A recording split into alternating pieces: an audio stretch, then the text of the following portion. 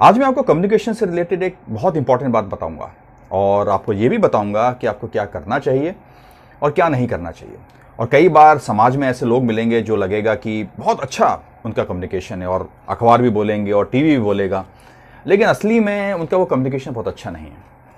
Communication जो होता है, जो आप वार्तालाप करते हैं या जो अपनी सोच या अपनी ओपिनियन या अपनी जो बातें हैं जो दूसरों तक पहुंचाते हैं, हम शब्दों के माध्यम से पहुंचाते हैं। और वो बातें ऐसी होनी चाहिए कि दूसरा इंसान उनको समझ सके, जो आप उनको समझाना चाहते हैं, और उसे फील भी कर सके। क्योंकि अगर आपके पास कुछ इमोशंस हैं तो आप उन इमोशंस को भी वो ट्रांसफर कर सकें और वो इंसान ये समझ सके कि आप कौन सा इमोशन फील कर रहे हैं।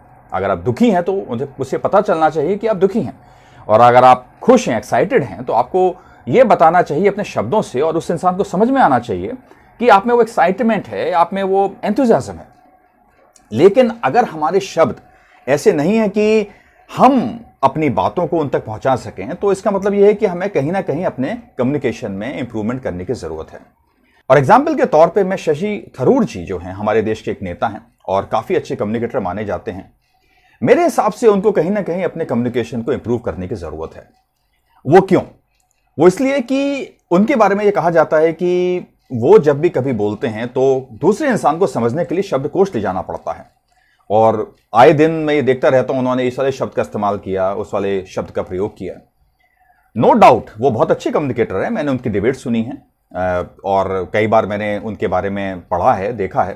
वो अच्छा बोलते हैं, लेकिन उनको अपनी थोड़ा सा शब्दों को थोड़ा सा बेहतर बनाना पड़ेगा, उसको सरल बनाना पड़ेगा कि दूसरा इंसान बिना किसी मेहनत के, बिना किसी शब्दकोश के, डिक्शनरी के, वो उनको समझ सके। कोई भी कम्युनिकेशन, अगर हम लोग अंग्रेजी माध्यम के जो कम्युनिकेशन है उसकी भी बात करें तो उसमें कहा जाता है कि प्लेन इंग्लिश, बिल्कुल सिंपल इंग्लिश, जो दूसरा इंसान बिना किसी एफर्ट के समझ सके। क्योंकि कोई भी जो बात है अगर एफर्टलेस है तभी उसमें दम है, नहीं तो वो बहुत अच्छी नहीं मानी जाती।